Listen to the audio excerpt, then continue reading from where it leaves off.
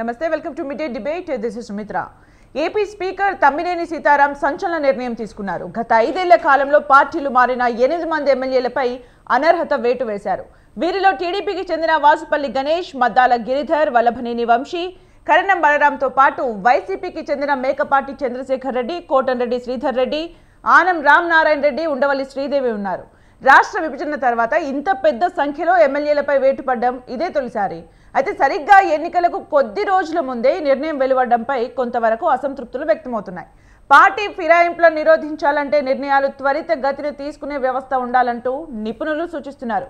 మరోవైపు ఎన్నికల షెడ్యూల్కు ముందు నిర్ణయం వెలువడడం వెనక వ్యూహం ఏమైనా ఉందా అని కొందరు అభిప్రాయపడుతున్నారు.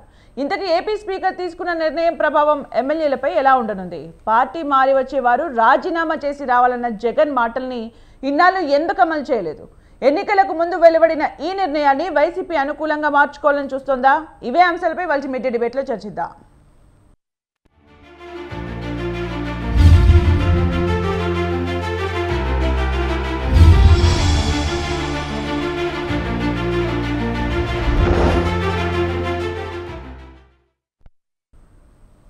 ఈ అంశంపై చర్చించడానికి మనతో పాటు జూమ్లో యాడ్ అవుతున్నారు ప్రముఖ రాజకీయ విశ్లేషకులు అందే సత్యం గారు. నమస్కారం అండి అందే సత్యం గారు. నమస్తే అండి. అలాగే జనసేన అధికార ప్రతినిధి రాయపూడి వేణుగోపాల్ గారు. నమస్కారం అండి వేణుగోపాల్ గారు. అందే సత్యం గారు, ముందుగా మీరు చెప్పండి, అంటే పార్టీ ఫిరాయింపుల నిరోధక చట్టం అసలు ఏం చెప్తోంది? దాని ప్రకారమే అన్ని జరుగుతూ ఉంటాయా ఇలాంటి చర్యలు తీసుకోవడం అనేది? ఎన్నో పరిణామాల తర్వాత దేశంలో రాష్ట్రాల్లో ఈ చట్టం వచ్చింది. వచ్చిన తర్వాత దీన్ని అమలు చేస్తున్న తీరంలో అనేకమైన రిజర్వేషన్స్ కొనసాగుతూ ఉన్నాయి. కోర్టుకు పోయినటువంటి వాళ్ళు ఉన్నారు, కోర్టు ప్రొటెక్షన్ ఇచ్చినటువంటి వాళ్ళు ఉన్నారు, కోర్టు డైరెక్షన్ ఇస్తే స్పీకర్లు విననివ్వటువంటి వాళ్ళు ఉన్నారు, స్పీకర్ నిర్ణయాల్లో కోర్టులు తీర్పులు ఇచ్చినట్టే అనేకం అవుతున్నాయి.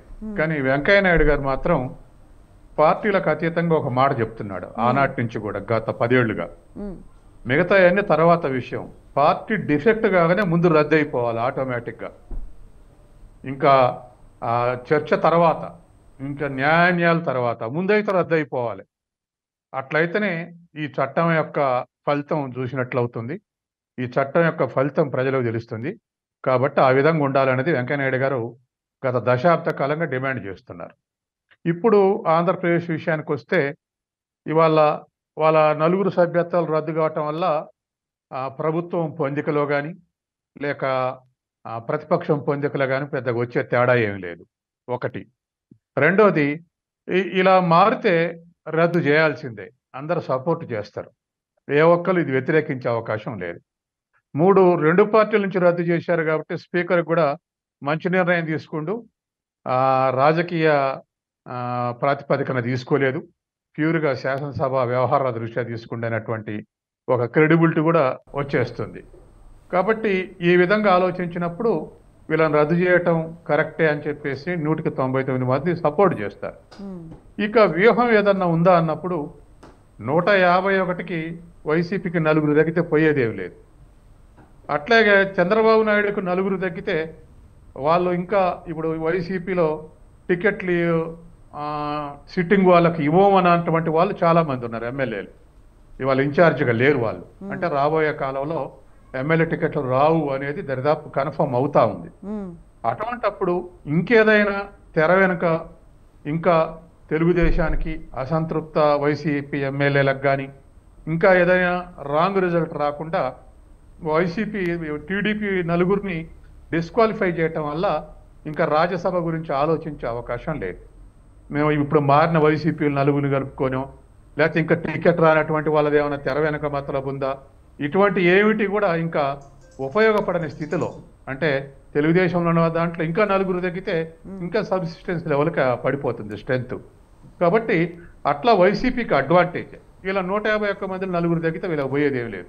రేపు రాజ్యసభ స్థానాలు గెలుచుకోవటంలో కూడా అదేం పెద్ద ఇన్ఫ్లుయెన్స్ చేసేటువంటి అవకాశం లేదు. కాబట్టి ఏ దృష్ట్యా చూసినా ఇవాళ స్పీకర్ మంచి నిర్ణయం తీసుకుని అంటారు, ప్రజలు కూడా పార్టీలు మారితే రద్దు చేయాల్సిందే అంటారు. తర్వాత ఆ రాజ్యసభ ఎన్నికలకు ముందు ఈ నిర్ణయం తీసుకోవటంలో ఏమన్నా వైసీపీకి అయితే డిజడ్వాంటేజ్ లేదు. కాబట్టి ఈ దృష్ట్యా చూస్తే ఇవాళ ఈ నిర్ణయం, స్పీకర్ నిర్ణయాన్ని ప్రభుత్వం యొక్క మరి అడ్వైజ్ చేస్తుంది ఎంత న్యూట్రల్ అయిన స్పీకరు. కాబట్టి ఆ మేరకే ఈ నిర్ణయం తీసుకుంటున్నారు అనుకుంటున్నాను నేను. దీనికి ప్రత్యేకంగా ప్రళయం వచ్చేటువంటి అవకాశం ఏం లేదు. కానీ ఒక ఇమేజ్ అయితే స్పీకర్ మంచి నిర్ణయం తీసుకునే ఒక ఇమేజ్ అయితే సామాన్య ప్రజలు అనుకునే అవకాశం ఉంది, బియాండ్ పొలిటికల్ వ్యూహాన్ని వదిలేస్తే. ఇక తెర వెనుక వ్యూహం అన్నప్పుడు నేను చెప్పినటువంటి ఆలోచనలు కూడా ఉండొచ్చు. Right, okay. మనతో పాటు టీడీపీ అధికార ప్రతినిధి ఏఎస్ రావు గారు స్టూడియోలో జాయిన్ అవుతున్నారు. నమస్కారం అండి. నమస్కారం. అలాగే వైసీపీ రాష్ట్ర నాయకులు అవతు శ్రీధర్ రెడ్డి గారు జూమ్లో యాడ్ అవుతున్నారు. నమస్కారం అండి శ్రీధర్ రెడ్డి గారు. నమస్తే అండి. వేణుగోపాల్ గారు, మీ వర్షన్ ఏంటండి? అంటే ఇప్పుడు తీసుకున్న చర్యల పట్ల మీ వర్షన్ ఏంటి? అట్ ది సేమ్ టైం ఈ పార్టీ ఫిరాయింపులు ఏవైతే ఉంటాయో వాటిపైన మీ ఒపీనియన్ ఏంటి? ముందుగా మీకు అదే స్వతంత్ర టీవీ యాజమాన్యానికి, ప్యానల్లో పాల్గొన్నటువంటి పెద్దలందరికీ కూడా జనసేన పార్టీ తరఫున హృదయపూర్వక నమస్కారాలమ్మా. ఎందుకంటే వాళ్ళ తీసుకున్నటువంటి నిర్ణయం చాలా గొప్ప నిర్ణయం. ఎందుకంటే చట్టాన్ని గౌరవించేటువంటి సాంప్రదాయం ప్రజలందరూ కూడా హర్షించదగినటువంటి విషయమే. అయితే చట్టం చాలా గొప్పది, కానీ తీసుకున్నటువంటి నిర్ణయం అనేది చాలా ఆలస్యమైంది. ఇప్పటికే చాలా లేట్ అయిందనే చెప్పుకోవచ్చు. ఎందుకంటే ఎందాడ పెద్దలు సచిన్ గారు చెప్పినట్టు, వెంకయ్యనాయుడు గారు చెప్పినట్టుగా ఎప్పుడైతే ఈ యొక్క పార్టీ ఫిరాయింపులు జరుగుతాయో తక్షణంగా వాళ్ళ మీద కనుక చర్య తీసుకుంటే కొన్ని దుష్పరిణామాలు మనం అరికట్టడం అవుతాం అనేటువంటి విషయాన్ని మేము కూడా ఏకీపిస్తున్నాం. కాబట్టి రాజ్యాంగంలో ఉన్నటువంటి మనకున్నటువంటి ప్రధానమైనటువంటి హక్కులు ఉన్నటువంటి ఇలాంటి ఫిరాయింపుల్ని నిరోధించడం అనేది చాలా ఉత్తమమైనటువంటి మార్గం. 45-50 రోజుల్లో మనం ఎన్నికలకి వెళ్తున్నాం. కాబట్టి ప్రస్తుతం పెద్దలు సచిన్ గారు చెప్పినట్టుగా ఇప్పుడు ఎవరికి కూడా ఏ విధమైనటువంటి జరిగేటువంటి నష్టం ఏమి లేదు. ఎందుకంటే సంఖ్యాబలంతో 151 మంది ఎమ్మెల్యేలు వైసీపీకి ఉన్నారు. అదేవిధంగా ఎన్నికలకు దగ్గరలో ఉంది కాబట్టి ఈ నిర్ణయానికి ఎవరు కూడా భయపడాల్సినటువంటి అవసరం లేదు. కాకపోతే రేపు వచ్చేటువంటి ప్రభుత్వాల్లో, మారేటువంటి ప్రభుత్వాల్లో కానీ మిగిలినటువంటి భవిష్యత్తు ఎమ్మెల్యేలకి ఇది ఒక గుణపాఠంగా మాత్రం వాళ్ళు తీసుకున్నటువంటి నిర్ణయం వర్తించేటువంటి విధంగా మనం ఆలోచించాల్సినటువంటి అవసరం ఉంది. అయితే ఇంతకాలం ఈ నిర్ణయం ఎందుకు తీసుకోలేదు అనేది ప్రజలకు సమాధానం చెప్పాల్సినటువంటి అవసరం ఉంది. ఎందుకంటే ఇవాళ స్పీకర్ పదవి అనేది రాజ్యాంగ పదవి. ఇవాళ ఏ పార్టీకో కొమ్ము కాసి నిర్ణయం తీసుకోవాల్సినటువంటి అవసరం లేదు.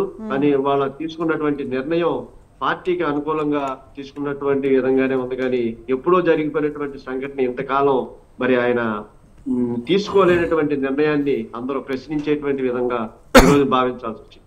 కాబట్టి ఇలాంటి ఫిరాయింపులు అనేది నిరోధించడం అనేది చాలా అవసరం.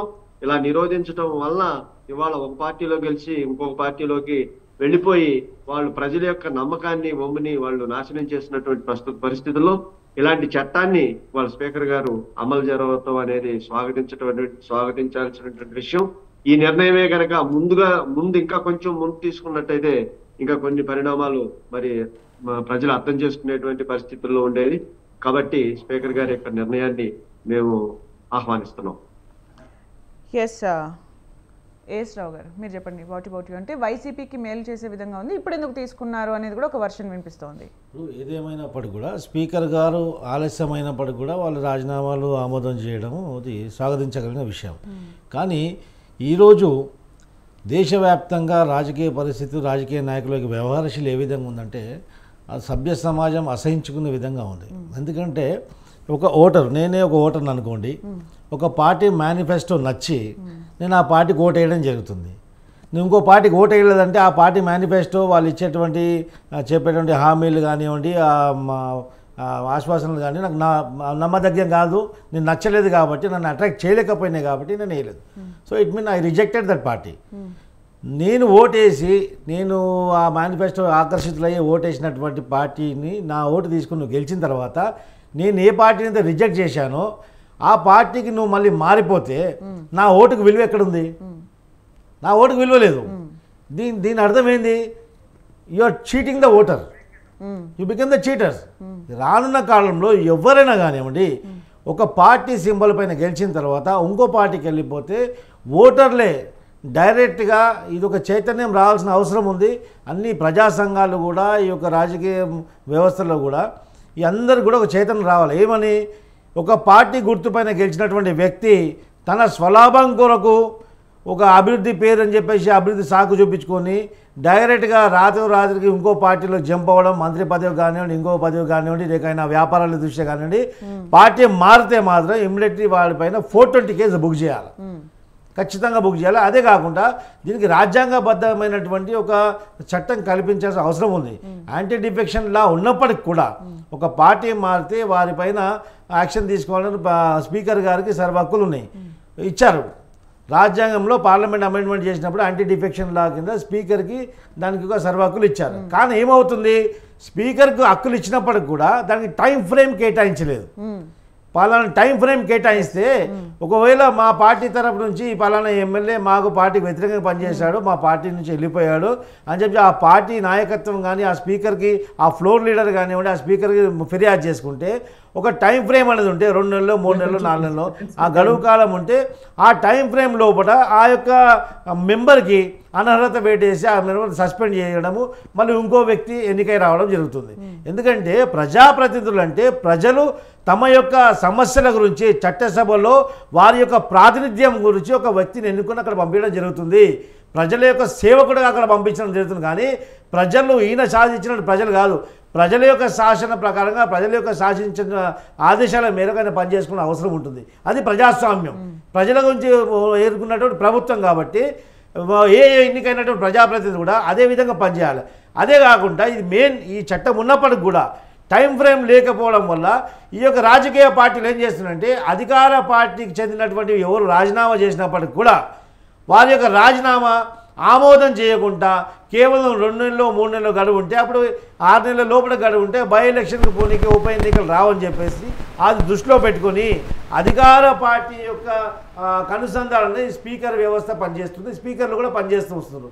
గత కొంతకాలం నుంచి మనం చూస్తున్నాం.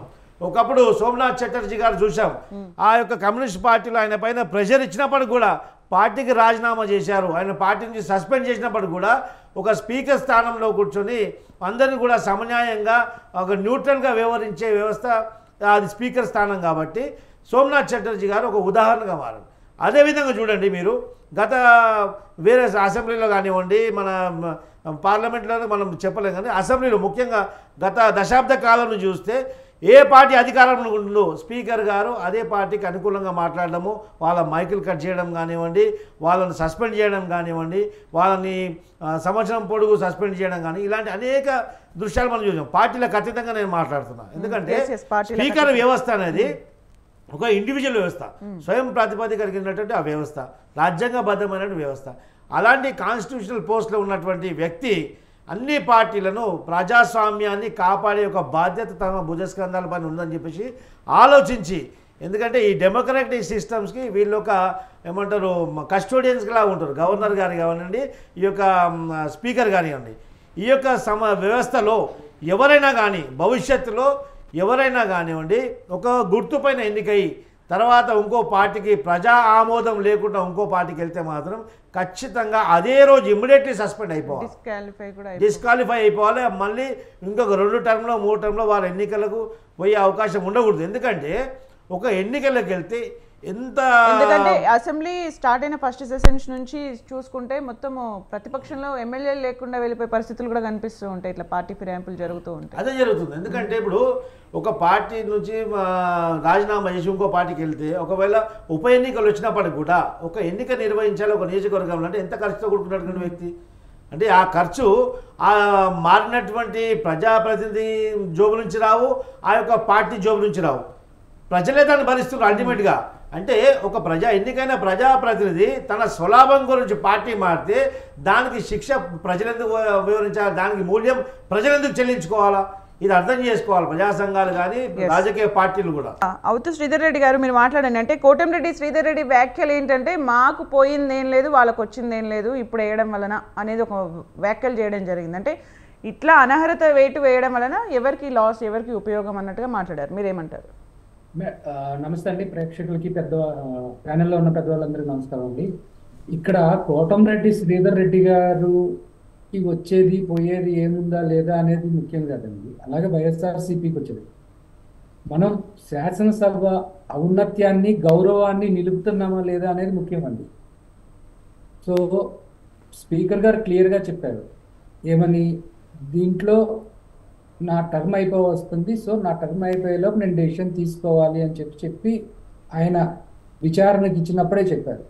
కానీ తెలుగుదేశం వాళ్ళు కానివ్వండి, లేకపోతే వేరే పక్షాలు కానివ్వండి, ఇదేదో రాజ్యసభ సీట్ల కోసం చేస్తున్నారు అని చెప్పారు. రాజ్యసభ సీట్ల కోసం చేసే పని అయితే ఎప్పుడో చేసి ఉండేవాళ్ళు.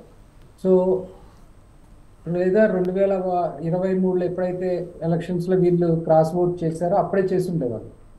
కానీ అప్పుడు కంప్లైంట్ రైజ్ చేసిన తర్వాత ఇట్లా ఓట్ పార్టీ మారారని అఫీషియల్గా చేసిన తర్వాత దాని ప్రాసెస్ స్టార్ట్ చేశారు ఆయన. సో ఆ ప్రాసెస్లో ఆయన డెసిషన్ తీసుకున్నారు.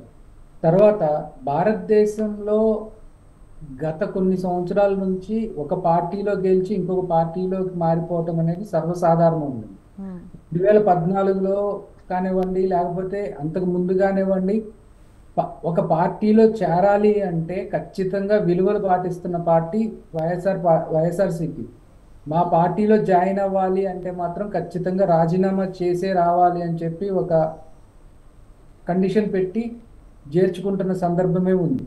సో ఎప్పుడైతే వీళ్ళంతా కూడా జాయిన్ అయ్యారో ఆ రోజు జగన్మోహన్ రెడ్డి గారు ఈ రోజు వరకు కూడా కర్ణం బలరాం గారిని వీళ్ళని చేర్చుకోలేదండి. తర్వాత ఎప్పుడైతే వీళ్ళ డిస్క్వాలిఫికేషన్కి లెటర్ ఇచ్చారో ఆ రోజున వల్లంనేని వంశీ గారు కూడా నన్ను ఇండిపెండెంట్ ఎమ్మెల్యేగా గుర్తించాలి అని చెప్పి డిసెంబర్ 2019లో లెటర్ ఇచ్చారండి. ఆయన ఇండిపెండెంట్ ఎమ్మెల్యేగానే కొనసాగుతూ ఉన్నారు అసెంబ్లీలో. సో ఇది ఉన్న పరిస్థితి. సో మేము జరిగిన అంటే వైఎస్ఆర్సీపీ నుంచి 23 మంది ఎమ్మెల్యేలను తీసుకొని వాళ్ళకి మంత్రి పదవులు ఇచ్చి ఆ శాసనసభ ఔన్నత్యాన్ని దిగజార్చిన ఒక పార్టీ ఒక పక్కన, మా పార్టీ ఒక పక్కన, ఇందాక పెద్దలు చెప్పినట్టు మన సత్యం గారు చెప్పినట్టు ఖచ్చితంగా ప్రజలే నిర్ణయించాలి. ప్రజలకు ఒక సందేశం ఇస్తున్నాం. సో లెట్ పీపుల్ డిసైడ్ అండి. Yes sir. అంది సత్యం గారు మీరు చెప్పండి. అంటే టైం ఫ్రేమ్ లేకపోవడం అనేది కూడా ఇక్కడ పెద్ద మైనస్ పాయింట్గా కనిపిస్తుంది అన్నదానికి మీరు ఏం చెప్తారు సార్? మిత్రులు ప్యానల్లో ఉన్నటువంటి ముగ్గురు కూడా చాలా బాగా మాట్లాడారు. ఒకటి రెండు చిన్న చిన్న సవరణలు తప్ప ఎస్ చాలా బాగా మాట్లాడారు. అయితే ఇక్కడ నేను వెంకయ్యనాయుడు చెప్పిన మాట ఇంకా ఒకళ్ళిద్దరు థింకర్స్ అన్నది ఏమిటంటే, ఇప్పుడు శాసనసభ సభ్యత్వం రద్దయి తర్వాత కొన్ని పార్టీలు ఏమంటున్నాయంటే రాజీనామా చేసి రండి చేర్చుకుంటామని అంటున్నారు. ఇంకొంతమంది రాజీనామా చేసి వస్తే మధ్యప్రదేశ్ కానీ మిగతా చోట్ల వాళ్ళని మళ్ళీ నిలబెట్టి గెలిపించారు. అంటే మేము ఆ పార్టీ తరఫున గెలిపిన వాళ్ళని తీసుకోలేదు, రిజైన్ చేసి మా పార్టీలో వచ్చిన తర్వాత గెలిపించినాం అంటున్నారు. అయితే పొలిటికల్ థింకర్స్ అనేది ఏంటంటే అసలు ఆ టర్మ్కు వాళ్ళు ఉండొద్దు. ఇప్పుడు వాళ్ళని ఎంపిక వాళ్ళని గెలిపించింది ఎప్పటికీ టర్మ్కు, not for 1 or 2 years, for 5 years. 5 ఏళ్ళకి గెలిపించాం. 5 ఏళ్ళకి గెలిపించినప్పుడు 2 ఏళ్లకి నేను రిజైన్ చేస్తానంటే అది ప్రజా తీర్పుని ఒమ్మి చేసినట్టే. కాబట్టి 5 ఏళ్ళు ఒకవేళ నీకు ఇష్టం లేదు 2 ఏళ్లకు రిజైన్ చేస్తావు, మారిన పార్టీ తరఫున కూడా నువ్వు పోటీ చేయడానికి వీల్లేదు, ఇండిపెండెంట్గా కూడా నువ్వు పోటీ చేయడానికి వీల్లేదు. నువ్వు 5 years టర్మ్కి వెళ్ళుకున్నాం మేము. కాబట్టి రద్దయిందిగా వాళ్ళు రాజీనామా చేస్తే చేర్చుకొని మళ్ళీ నిలబెట్టి గెలిపించినామని ఒక పార్టీ చెప్తుంది. దాన్ని కూడా వ్యతిరేకిస్తున్నారు. రెండవది ఇండిపెండెంట్గా ఉండటం కూడా కరెక్ట్ కాదు. ఓ పార్టీ తరఫున గెలిచినాక ఇండిపెండెంట్గా ఉంటామంటే ఆఫ్ డిఫెక్షన్.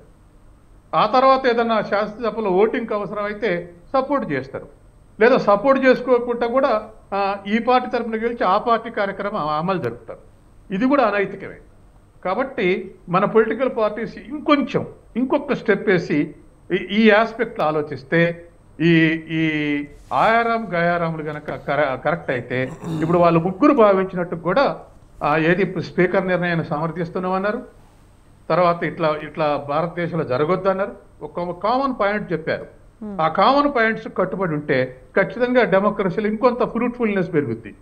కాబట్టి అది కూడా అంటే 5 ఏళ్లకు ఎన్నికైనటువంటి వాళ్ళు 2 ఏళ్లకు రిజైన్ చేసి ఇంకో పార్టీని తరఫున చేసి వాళ్ళు ఖాళీ అవుతాయి, ఆ ఇతర పార్టీలు వేరే వాళ్ళు నిలబెట్టుకుంటారు. వీళ్ళని నిలబెట్టడం ఏమిటి? అది కూడా షాబోటేజేగా. కాబట్టి వాళ్ళ 5 years టర్మ్కి వ్యతిరేకంగా వ్యవహరించేందుకు వాళ్ళు మళ్ళీ పోటీ చేయడానికి వీల్లేదు. ఆ టర్మ్ నెక్స్ట్ టర్మ్ చేసుకోమనండి. ఎందుకంటే ఇప్పుడు 15 మంది రాజీనామా చేస్తారు మధ్యప్రదేశ్లో, ప్రభుత్వాన్ని గోలగొట్టిర్రు. కూలగొట్టి అవతలి పోయి ఎన్నికయ్యి మళ్ళీ అదే ప్రభుత్వంలో మంత్రులయ్యారు. ఇది కరెక్ట్ కాదు కదా మోరల్గా. కూలగొట్టిన వాళ్ళు కూలగొట్టారు పోనీయండి, కానీ వాళ్ళు ఆ 15 మంది మళ్ళీ ఆ టర్మ్ పోటీ చేయడానికి వీల్లేదు. అప్పుడు ఏమవుతుంది, ఈ పార్టీ మారదాం అనుకున్న వాళ్ళు మారరు, మధ్యన ప్రభుత్వాలు కూలగొట్టడంలో వాళ్ళ పాత్ర నిర్వహించరు. అప్పుడు కొంత స్టెబిలిటీ వస్తుంది డెమోక్రసీలో. కాబట్టి ఇది అయితే ఈ మోరల్స్ని కమర్షియలైజేషన్ ఓవర్టేక్ చేసింది. అంటే ఒక ప్రభుత్వం కోల్పోయేటట్టయితే ఒక శాసనసభ్యుడికి 300-400 కోట్లు కూడా ఇచ్చే స్థితి ఉంది ఇవాళ భారతదేశంలో.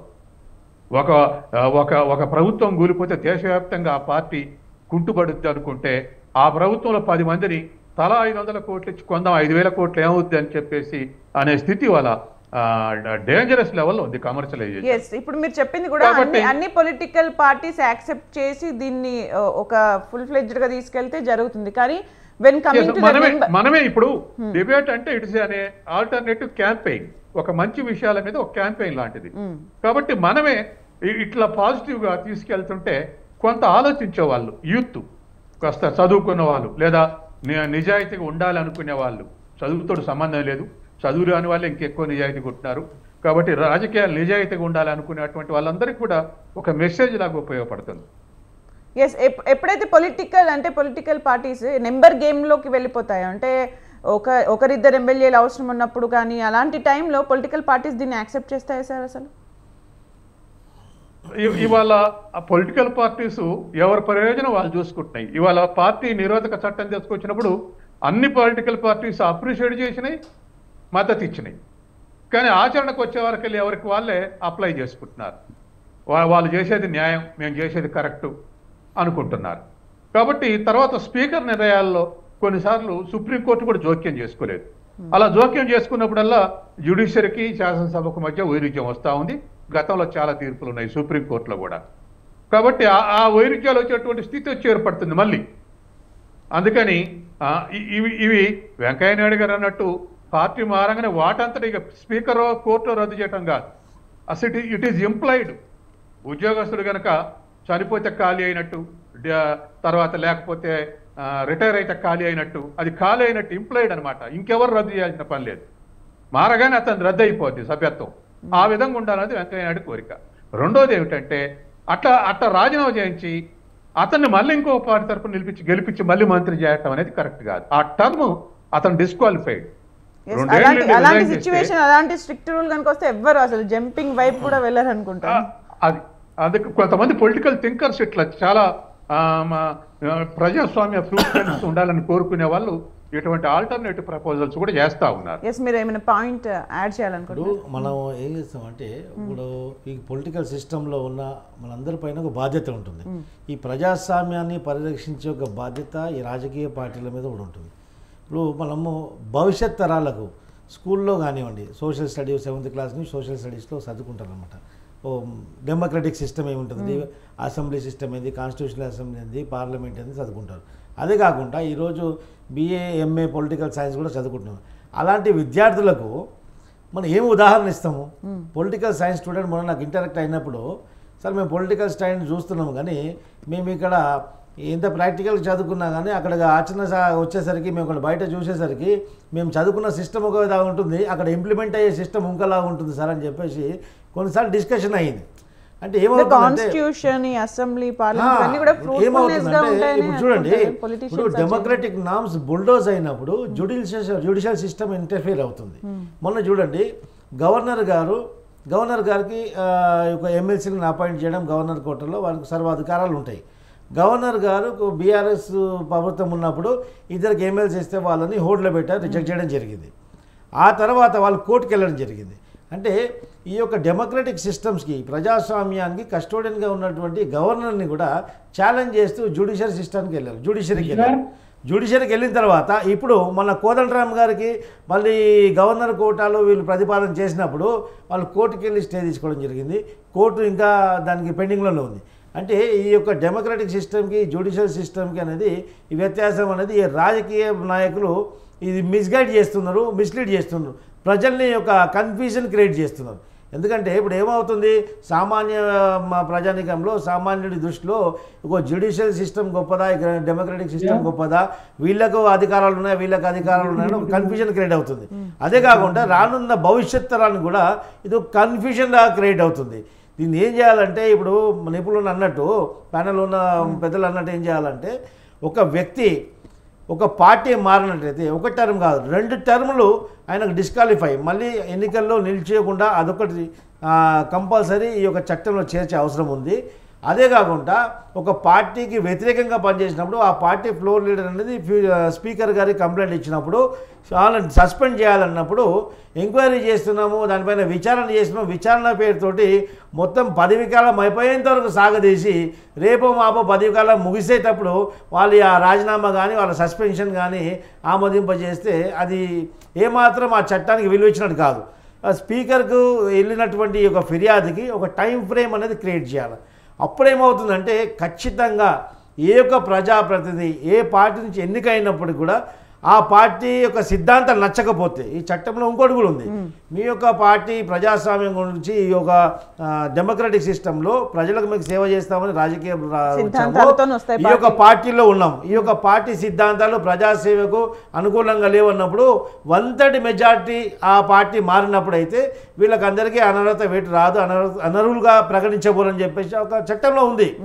ఒకవేళ ప్రజలకు ఆమోదం అవుతుంది అప్పుడు ఈ యొక్క పార్టీ సిద్ధాంతాలు మేము ప్రజలకు అభివృద్ధి దిశగా ఈ యొక్క సమాజాన్ని అభివృద్ధి చేసే అవకాశం కలగనప్పుడు మేము 1/3 మెజారిటీగా మేము వెళ్తున్నాం, ఆ పార్టీ సిద్ధాంతాలకు మేము వ్యతిరేకిస్తున్నామని చెప్పేసి పోతే అదేం తప్పులేదు. కానీ ఇండివిజువల్గా ఎవరికి ఎక్కడ అవకాశం వస్తే, ఎవరికి ఎక్కడ మంత్రి పదవి వస్తే, ఎవరికి మీద ఏమో ఈడీ రైడ్లు ఐటీ రైడ్లు జరిగితే దాని నుంచి కాపాడుకోవడము, దాని ఆస్తులు కాపాడుకోవడం, రకరకాల స్వలాభాల గురించి వీళ్ళు పార్టీలు మారి అది ప్రజల మీద చెప్పడం, మీకు అభివృద్ధి చేయడానికి పార్టీ అనుకూలిస్తలేదు, మీ గురించి అభివృద్ధి కొరకు మీరు చేరినా అని చెప్పేసి ప్రజల చెవులో పువ్వులు పెట్టడం తప్ప ఇంకా వేరే విషయం కాదు ఇది. ఈరోజు ఈ యొక్క రాజకీయ పార్టీలందరూ కూడా రానున్న పార్లమెంట్లో ఒక అమెండ్మెంట్ తీసుకురావడం ఖచ్చితంగా అవసరం.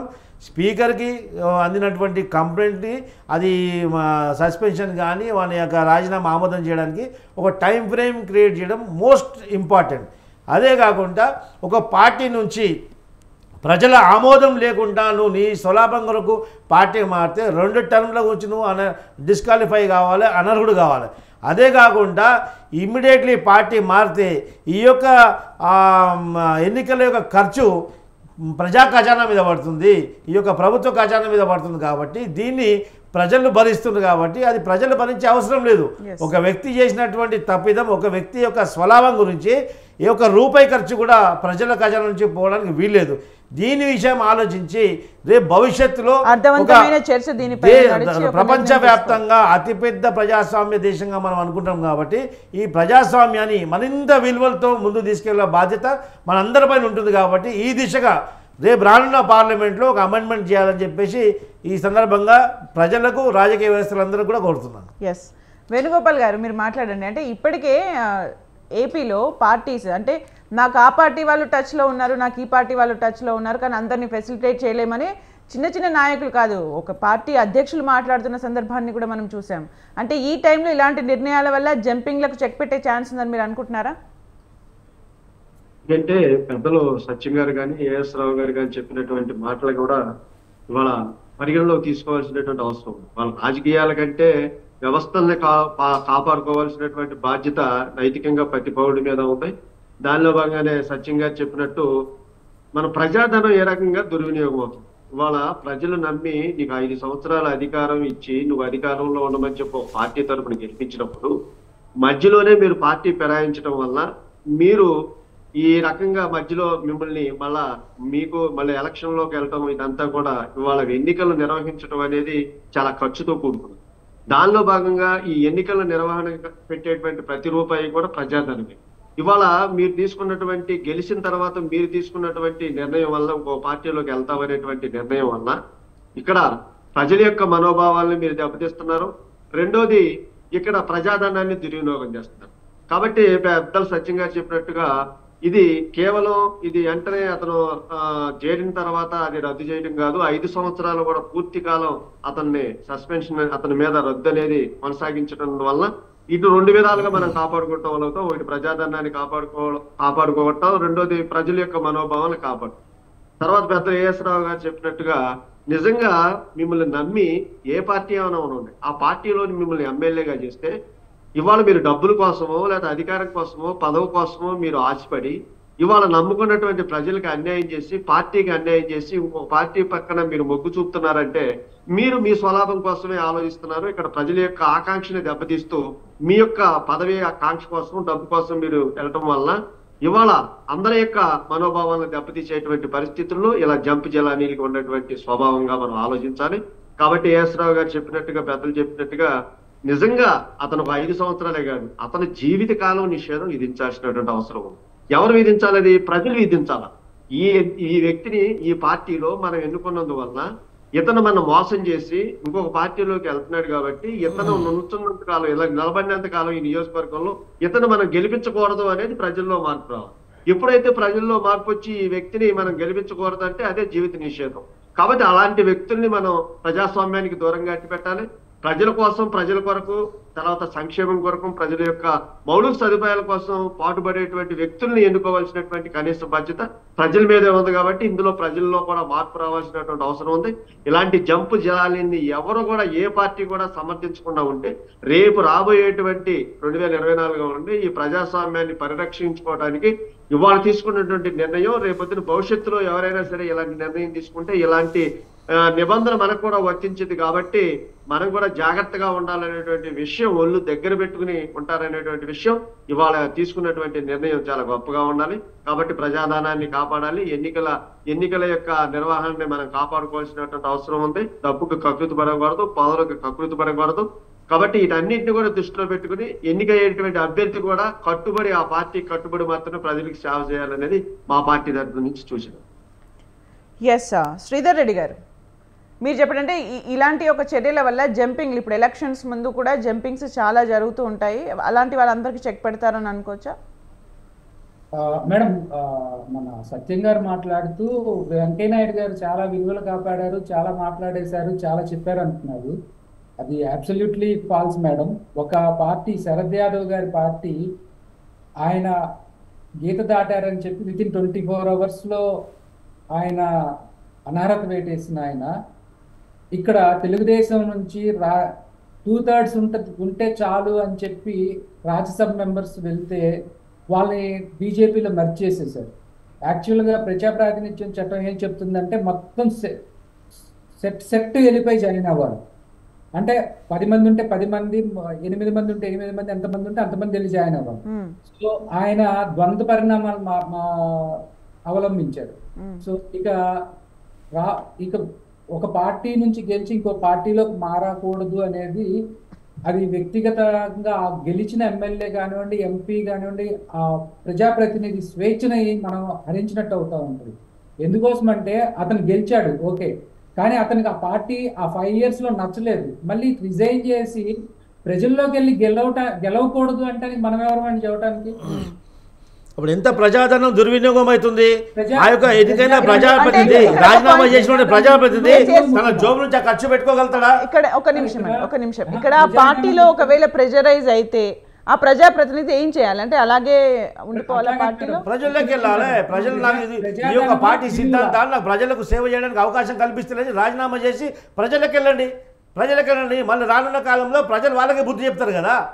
పార్టీలు మారొద్దు, ప్రజల్లో వెళ్ళిపోవాలి, రాజీనామా చేసి. అవును, మరి ప్రజాధనమా విలువల ముందు డబ్బులు ఎక్కువ ఎప్పుడూ కావండి, వాల్యూసే ముఖ్యం. సో ఆ వాల్యూస్ కాపాడి అతను రీజన్ చెప్పుకొని కన్విన్స్ చేసుకుంటే ప్రజలు ఆశీర్వదించారనుకోండి, అసలు ఈ ఎలక్షన్కి అయ్యే ఖర్చు మహా అయితే ఒక 5-6 కోట్లు అవుతుంది ఒక ఎమ్మెల్యేకి. సో అది గవర్నమెంట్, దానికి ఆయనకున్న ఆ 3 సంవత్సరాల 4 సంవత్సరాల సంవత్సరమా ఏ విధంగా కన్విన్స్ చేసుకుంటున్నారండి? ఏ విధంగా కన్విన్స్ చేసుకుంటారు? మా అయితే 5-6 కోట్లు కాదండి. ఒక్కొక్క ఎన్నికల్లో, మన మునుగోడు ఎన్నికల్లో చూసాం, తెలంగాణలో 500 కోట్లు అయిపోయింది. 500 కోట్లు అయిపోయింది. ఎందుకంటే ప్రజాక్షేత్రంలోకి వెళ్ళాలి, రాజీనామా చేసి ప్రజాక్షేత్రంలోకి వెళ్ళిన తర్వాత మళ్ళీ జరగాల్సిన ఎలక్షనే కదా. రాజీనామా చేసి ప్రజాక్షేత్రం వెళ్ళాలా? ఇక్కడ ఏం జరుగుతుంది?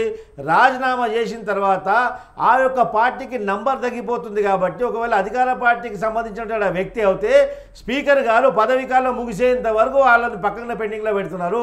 ఆయన ఇండిపెండెంట్ క్యాండిడేట్ కింద కొన్నా కూర్చుంటున్నాడు. అది జరుగుతుంది. ఇక్కడ స్పీకర్కి టైం ఫ్రేమ్ చాలా ఇంపార్టెంట్.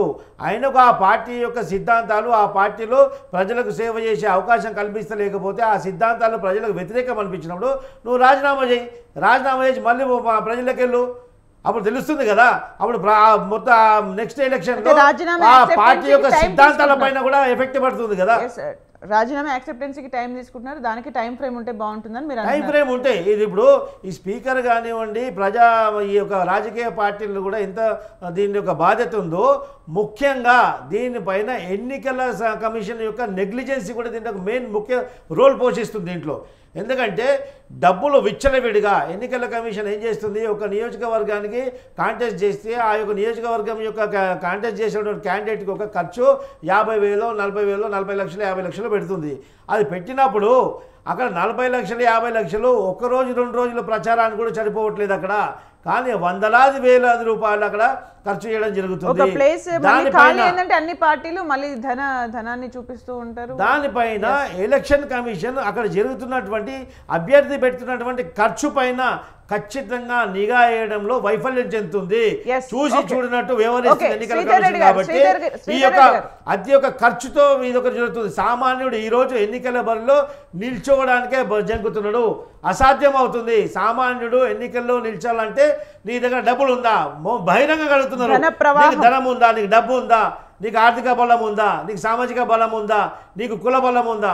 అనేక ఈ క్వశ్చన్స్ నాకు యాక్చువల్లీ మూలం ఏంటంటే ఈ యొక్క ప్రజాస్వామ్యంలో రిక్షా దొక్కుకునేటోడు కూడా, ఛాయ్ అమ్ముటోడు కూడా, రోడ్లు ఉడిచేటోడు కూడా ఈ యొక్క ప్రజాస్వామ్యంలో ఎన్నికలు నిల్చొని ముఖ్యమంత్రి ప్రధానమంత్రి అయ్యే అవకాశం కూడా ఈ యొక్క రాజ్యాంగం కల్పించింది. బాబాసాహెబ్ అంబేద్కర్ గారు రచించిన రాజ్యాంగం యొక్క ఉద్దేశం అది. కానీ ఇక్కడ ఆచరణ సాధ్యంకి వచ్చేసరికి ఏం జరుగుతుందంటే డబ్బున్న వాడే రాజకీయ వ్యవస్థకు సూటబుల్, డబ్బు లేని వాడు అన్సూటబుల్ గా మారుతుంది. శ్రీధర్ రెడ్డి గారు కంటిన్యూ చేయండి. మేడం, ఇక్కడ మనం మాట్లాడేటప్పుడు విలువలు ముఖ్యమా, డబ్బు ముఖ్యమా అంటే తెలుగుదేశం ప్రతినిధి మాట్లాడేది ఆయన పర్సనల్ గా పెట్టుకునే ఖర్చు గురించి మాట్లాడుతున్నారు. పర్సనల్ గా పెట్టే ఖర్చు ప్రజాధనం కింద రాదండి, అది వేరే డబ్బు. ప్రజాధనం గురించి మాట్లాడుతూ ఉన్నప్పుడు ఒక ఎలక్షన్ కండక్ట్ చేయడానికి ఒక 5 నుంచి 6 కోట్లు అవుతుంది ఎమ్మెల్యేకి, ఎంపీకి అయితే 10 నుంచి 15 కోట్ల రూపాయలు, 20 కోట్లు ఖర్చు అవుతుంది. సో ఒక వాల్యూస్ లేదా అతను తీసుకోబోయే నిర్ణయాలు, ఏదైనా పెద్ద బిల్ పాస్ అవ్వాలనుకోండి పార్లమెంట్లోనో అసెంబ్లీలోనో, ఇతను తీసుకునే నిర్ణయం ముందు ఈ విలువ నథింగ్ అండి. సో అది రాబోయే తరాల మీద ఆ ఓటింగ్ ఇంపాక్ట్ చూపిస్తున్నప్పుడు మనకు వచ్చే విలువ చాలా తక్కువ అండి. సో ఈ విలువలు కాపాడటం అనేది ముఖ్యం. సో తర్వాత అందరూ ఏం చెప్తున్నారంటే అతన్ని జీవితకాలం బహిష్కరించాలా లేకపోతే ఆ టర్మ్కు బహిష్కరించాలా అనేది అది వ్యక్తిగతంగా అతనికి ఉన్న హక్కును మనం కాలు రాయటమేనండి. సో దీనికి ఎవరి స్వేచ్ఛ వారికి ఉంటుంది, ఎవరు ఏ విధంగా పోరాడాలి, ఎవరు ఏ విధంగా గెలవాలి అనేది వాళ్ళు తేల్చుకోవాల్సిన విషయం అండి. అట్లాగే ఈ టైం ఫ్రేమ్ గురించి వచ్చినప్పుడు ఈ టైం ఫ్రేమ్ అనేది యాక్చువల్గా ఉండాలండి ఖచ్చితంగా వితిన్ 1 month లోపో. ఎందుకోసమంటే రాజీనామా చేసిన తర్వాత తన నిర్ణయాన్ని విత్డ్రా చేసుకోవడానికి 15 రోజులు టైం ఉంటుంది. సో ఈ 15 రోజుల్లో విత్డ్రా చేసుకున్న తర్వాత లేకపోతే నోటీసులు ఇచ్చిన తర్వాత ఒక time, stipulated time 2 months 3 months what ever the time it is పెడితే అప్పుడు విలువలు కాపాడినట్టు అవుతుంది. తర్వాత స్పీకర్ గారు ఇండిపెండెంట్గా గుర్తిస్తున్నారని చెప్పి అంటా ఉన్నారు. కానీ యాక్చువల్గా ఏంటంటే అండి, ఒక పార్టీ మెంబరు నన్ను ఇండిపెండెంట్గా గుర్తించాలి అని చెప్పి లెటర్ ఇచ్చారనుకోండి, అప్పుడు ఎప్పుడైతే అబ్జెక్షన్ లేదో ఆ కన్సర్న్ పార్టీ నుంచి అప్పుడే స్పీకర్ గారు గుర్తిస్తారండి. సో అది వల్లభనేని వంశీ గారి విషయంలో ఒక్కళ్ళ విషయంలోనే జరిగింది. అప్పుడు చంద్రబాబు నాయుడు గారు కంప్లైంట్ అయితే చేయలేదు, తెలుగుదేశం నుంచి కంప్లైంట్ చేయలేదు, ఆయనకి SMS పంపించారు అని చెప్పి వల్లభనేని వంశీ గారు కూడా చెప్పారు. ఆ తర్వాత ఎప్పుడు 2023 ఎలక్షన్ ఎమ్మెల్సీ ఎలక్షన్ ముందు ఎప్పుడో కంప్లైంట్ చేశాడు. సో ఈ రెండింటికి డిఫరెన్స్ ఏంటంటే అండి, శాసనసభ స్పీకర్గా కూడా అతను ఆ స్పీకర్ స్థానంలో ఎవరైతే ఉంటారో అతను ఆ సభ సాంప్రదాయాలను కూడా గౌరవించాలి, ఆ సభకు ఉన్న బిజినెస్ రూల్స్ని కూడా ఫాలో అవ్వాలి. సో యాజ్ ఇట్ ఈస్ ఎప్పుడైతే అబ్జెక్షన్ రైజ్ చేస్తారో ఆ రోజున మీరు నిర్ణయం తీసుకోకపోతే అప్పుడు మనం స్పీకర్ వ్యవస్థను తప్పు పట్టాల్సి వస్తుంది. Yes sir. అంది సత్యం గారు, మీరు చెప్పండి, అంటే వ్యక్తిగతంగా ఆ ప్రజాప్రతినిధికి ఉన్న హక్కును హరించడం అవుతుంది ఇలా మీరు చెప్పినట్టు 1 టర్మ్ 2 టర్మ్స్ కనుక వాళ్ళకి రద్దు చేస్తే అనేది. At the same time enquiry కూడా జరుగుతుంది, న్యాయ నిపుణులతో కూడా చర్చిస్తూ ఉంటారు. అసలు ఎలాంటి ఎంక్వైరీ జరుగుతూ ఉంటుంది సార్, మీరేం చెప్తారు? ఇప్పుడు శ్రీధర్ రెడ్డి గారితో నేను కంప్లీట్గా విభేదిస్తున్నాను. ఒకటి, మొదటి అంశం ఏంటంటే వెంకయ్య నాయుడు గారు పలానా పార్టీని మెర్జీ చేశారు, వారేమో అట్లా లేరు అన్నారు. వారి అభిప్రాయం దాని మీద కూడా అసంతృప్తి ఉంది. వెంకయ్య నాయుడు గారు చేసిన పనుల మీద కూడా వెంకయ్య నాయుడు గారికి అసంతృప్తి ఉంది. స్పీకరో లేకపోతే ఇంకొకటో కాదు, పార్టీ మారగానే ఆటోమేటిక్గా రద్దు అయిపోవాలని దాని అభిప్రాయం. కాబట్టి ఆ అభిప్రాయం ఎవరన్నారు దాంతో సంబంధం లేకుండా అభిప్రాయం ఉపయోగపడుతుందా ఫ్రూట్ఫుల్నెస్కు లేదా అనేదే మనం క్రైటీరియాగా తీసుకోవాలి. అట్లా క్రైటీరియాగా తీసుకొని మాత్రమే వెంకయ్య నాయుడు గారు ఈ విధంగా పార్టీ మారగానే తను రద్దు అయిపోవాలి సభ్యత్వం అనేది అన్నాడు. అది సమర్థనీయమని చెప్పాను. ఇది ఒక అంశం. తర్వాత రెండోది, సభ్యుని యొక్క హక్కు అంటే సభ్యుడికి ఏ పార్టీ తరపునైనా నిలబడే హక్కు ఉంది. నిలబడిన తర్వాత ప్రజలు నమ్మి గెలిపించిన తర్వాత సంవత్సరం తర్వాత తను మార్చుకునే హక్కు ఉందని అంటే మరి ఈ ప్రజాభిప్రాయం ఏమైపోవాలి? ఒకవేళ ప్రజలకు కూడా గెలిపించిన 1 సంవత్సరానికి మాకు ఇష్టం లేదు రద్దు చేయమంటే రద్దు చేస్తారా ప్రజలకు? ఈయన అవినీతికి బాధపడుతుండు అని చెప్పేసి ఏదో స్వీడన్లో ఇంకొక దగ్గర ఇంపీచ్మెంట్ ఉంది. కానీ మన ఇంత పెద్ద దేశంలో ఈయన అవినీతికి పాల్పడుతుండు మాకు ఇష్టం లేదని సంతకాల సేకరణ చేస్తే ఆయన రద్దు అయిద్దా? కాదు కదా.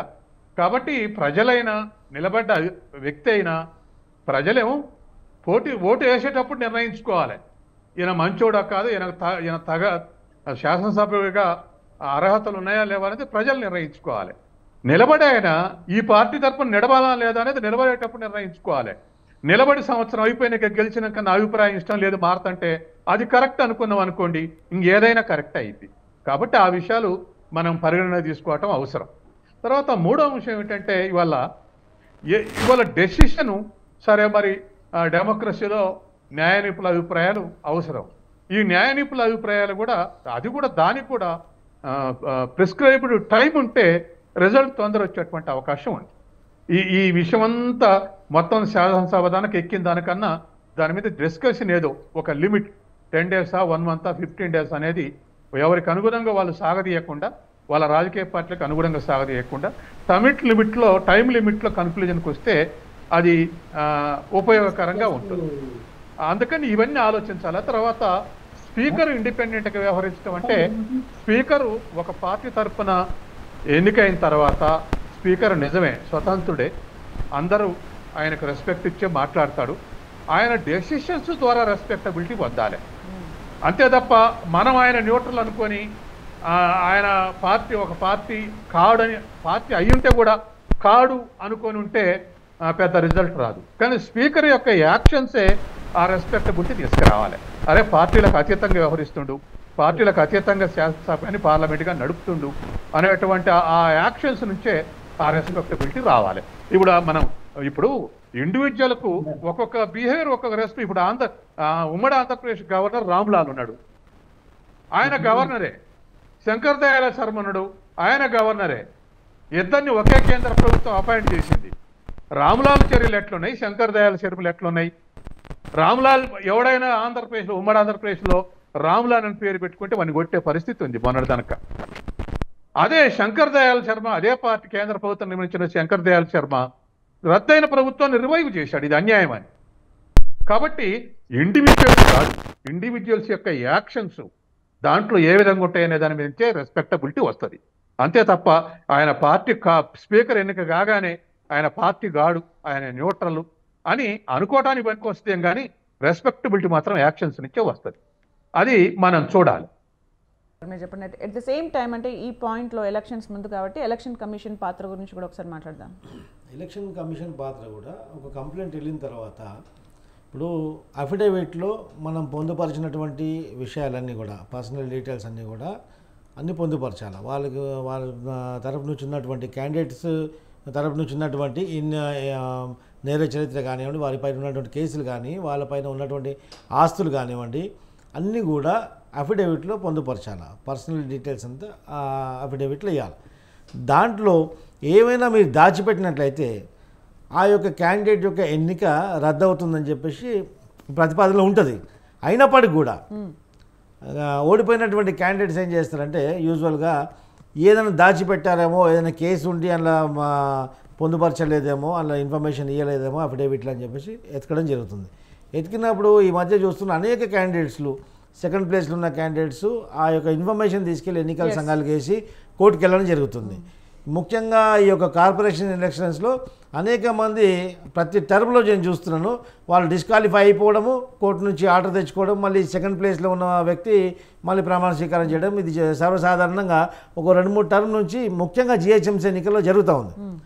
కాకపోతే ఎమ్మెల్యేల విషయాలకు వస్తే ఎన్నికల కమిషన్కి మొన్న మేమే స్వయంగా స్పీకర్ గారి పైన తమ్మినేని సీతారాం పైన వారి యొక్క ఎడ్యుకేషన్ క్వాలిఫికేషన్స్ అనేది తప్పుడుగా ఉన్నాయండి అని చెప్పేసి మేము ఆధారాలతో సహా మా యొక్క పార్టీకి సంబంధించినటువంటి అధికార ప్రతినిధులు మేము కూడా ఎన్నికల కమిషన్కి సమర్పించడం జరిగింది. జరిగిన తర్వాత కూడా వాళ్ళు ఏ యొక్క కమిటీ వేయలేదు, ఒక ఎంక్వైరీ కూడా వేయలేదు, దానిపైన కూడా ఒక మూవ్ అనేది స్టార్ట్ కాలేదు. అది ఎన్నికల కమిషన్ యొక్క నెగ్లిజెన్సీ కూడా భావించవచ్చు.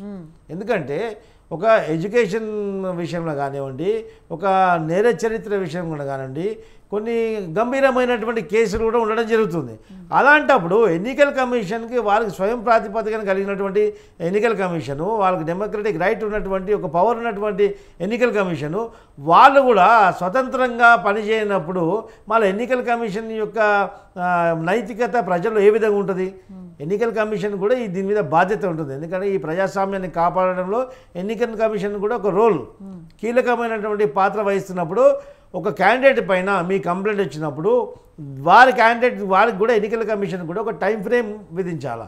ఒక కంప్లైంట్ ఇచ్చినప్పుడు అయితే ఈ యొక్క కంప్లైంట్ ఏ విధంగా అయితే మన సమాచార చట్టం కింద రైట్ టు ఇన్ఫర్మేషన్ యాక్ట్ కింద ఏ విధంగా అయితే 30 రోజుల్లో మనకు సమాచారం అందించాలో, కంప్లైంట్ ఇచ్చినటువంటి ఒక కంప్లైంట్కి ఆ యొక్క సమాచారం ఇమ్మీడియట్లీ అందే విధంగా ఖచ్చితంగా టైం ఫ్రేమ్ ఎన్నికల కమిషన్ కూడా పెట్టాలి.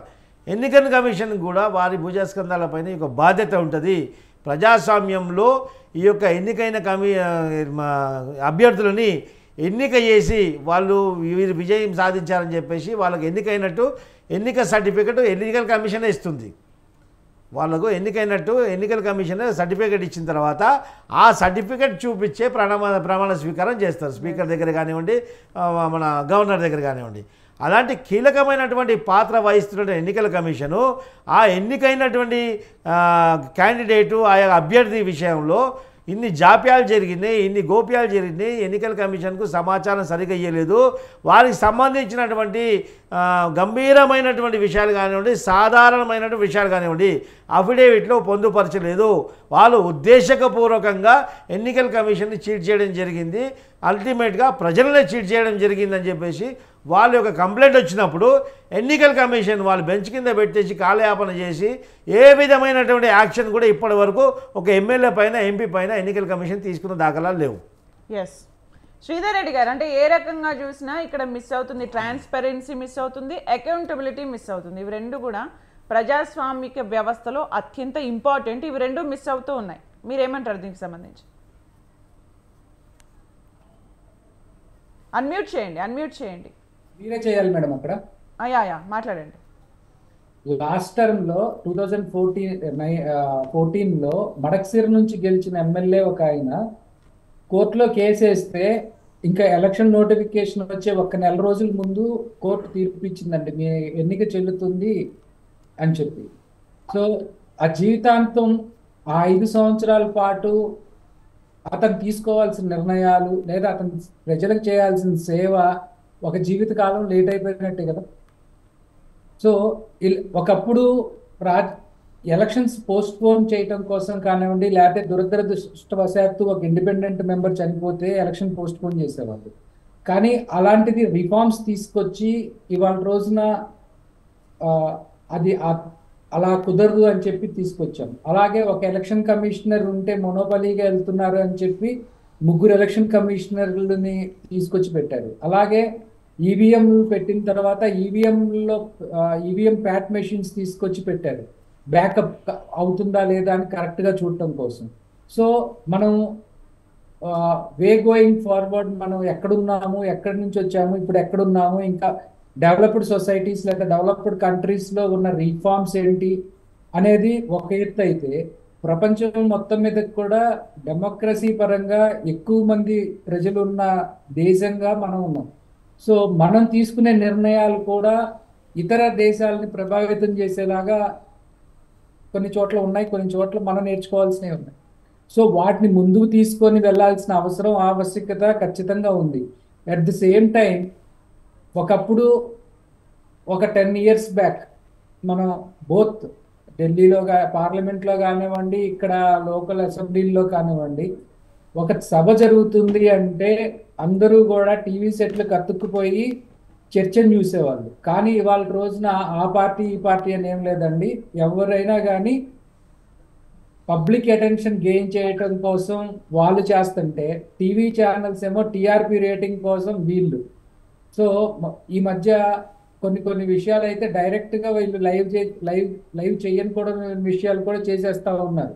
సో ఈ విలువలు కాపాడితేనే మన ఎలక్ట్రానిక్ మీడియా కంటే కూడా సోషల్ మీడియా ప్రభావం ఎక్కువగా ఉంది. ఇండివిజువల్స్ అంటే ప్రతి ఒక్కరు దొరికిపోతున్నారు కెమెరా. సోషల్ మీడియా అనేది unorganised madam. Even though public domain లోకి వెళ్ళిపోతున్నాయి కదా థింగ్స్. ఉండొచ్చు madam. Social media is unorganised. Social media చేసేస్తుందని చెప్పి సోషల్ మీడియాతో పోటీ పడి మెయిన్ స్ట్రీమ్ మీడియా అలా చేయలేదు కదా. సో విలువలు ఇక్కడే మేడం. ఇప్పుడు రోడ్డు మీద పోయేవాడు మాట్లాడేదానికి, అసెంబ్లీలో కూర్చొని ఎమ్మెల్యే మాట్లాడేదానికి, లోక్సభలో కూర్చొని ఎంపీ మాట్లాడేదానికి తేడా ఉంటుంది కదా. సోషల్ మీడియాలో ఎవరు పడితే వాళ్ళు ఏదైనా మాట్లాడవచ్చు. సో వాళ్ళకి దానికి ఒక వాల్యూ ఉండదు. ఎవరికి వాల్యూ వస్తుంది? నిజంగా ప్రూఫ్లు అది పెట్టి నిజంగా. సార్ మనం అనుకుంటుంది ఇప్పుడు ఎన్నికల కమిషన్ ఏ విధంగా అయితే నిర్ణయం తీసుకోవడంలో జాప్యం చేస్తుందో, అది ఏ విధంగా ప్రజలపైన ఈ యొక్క డెమోక్రటిక్ సిస్టమ్ పైన ఎఫెక్ట్ చేస్తుందో మనం దాని గురించి మాట్లాడదాం. ఎందుకంటే మొన్న తెలంగాణ ఖమ్మం జిల్లాలో కూడా ఒక ఎన్నికల కమిషన్లో ఇక కంప్లైంట్ చేస్తూ కోర్టు సుదీర్ఘంగా న్యాయ పోరాటం చేస్తూ కేవలం ఒక 1 రోజుల ముందు ఆయనకు మీరు ఎమ్మెల్యే కావచ్చు అని చెప్పేసి ఆయనకు ఫేవరబుల్ తీర్పు వచ్చినప్పుడు కూడా స్పీకర్ గారు ఆయన ప్రమాణ స్వీకారం చేయించలేకపోయారు. ఒక్కసారి ఎలక్ట్ అయ్యాడు అని ఇచ్చిన తర్వాత ఎలక్షన్ కమిషన్ కి రైట్ లేదండి, ఇంకా అతను తీసేసే రైట్. ఓకే సత్యం గారు మీరు ఫైనల్ గా కన్క్లూడ్ చేయరా 1 minute? మన ఏఎస్ రావు గారు, శ్రీధర్ రెడ్డి గారు ఎలక్షన్ కమిషన్ గురించి చాలా ఆశాజనకంగా ఉన్నారు. నేనైతే గతంలో కన్నా నిరాశాజనకంగా ఉన్నా. ఎందుకునంటే ఎలక్షన్ కమిషన్ మెంబర్ని అపాయింట్ చేసే విషయంలో 3 member కమిటీలో ప్రధాన న్యాయమూర్తిని తీసేశారు ఈ మధ్య కేంద్ర ప్రభుత్వం. తీసేసి ఒక కేంద్ర మంత్రిని సభ్యుడిగా పెట్టుకున్నారు. ప్రధాన న్యాయమూర్తిని తీసేసిన తర్వాత రేపు రాబోయే ఎలక్షన్ కమిషన్ మెంబర్స్ ఎట్లుంటారో అంచనా వేయండి. ఒక 6 నెలల కింద సుప్రీంకోర్టు ఒక కామెంట్ చేసింది, గట్స్ లేని వాళ్ళని ఎలక్షన్ కమిషన్ మెంబర్స్కి ఎందుకు పెడతారు, స్వతంత్రంగా వ్యవహరించలేని వాళ్ళని ఎందుకు పెడుతున్నారు, ఈల్డ్ అయ్యే వాళ్ళు ఉంటే న్యాయం ఎట్లా జరుగుద్ది, డెమోక్రసీ ఎట్లా సస్టైన్ అవుతుందని సుప్రీంకోర్టు కామెంట్ చేసినాక 6 నెలల తర్వాత ఇవాళ సెలక్షన్ కమిటీలో ప్రధాన న్యాయమూర్తిని తీసేసి ఒక కేంద్ర మంత్రిని సెలక్షన్ కమిటీ మెంబరే పెట్టారు. ఈ 70 ఏళ్ల చరిత్రలో ఒక శేషన్ తప్ప ఎవరు కూడా ఎలక్షన్ కమిషన్కు ఉన్నటువంటి పవర్స్ కానీ దాని మీద యాక్షన్ కానీ దిగిన వాళ్ళు లేరు. దానికి చాలా ధైర్యం కావాలి.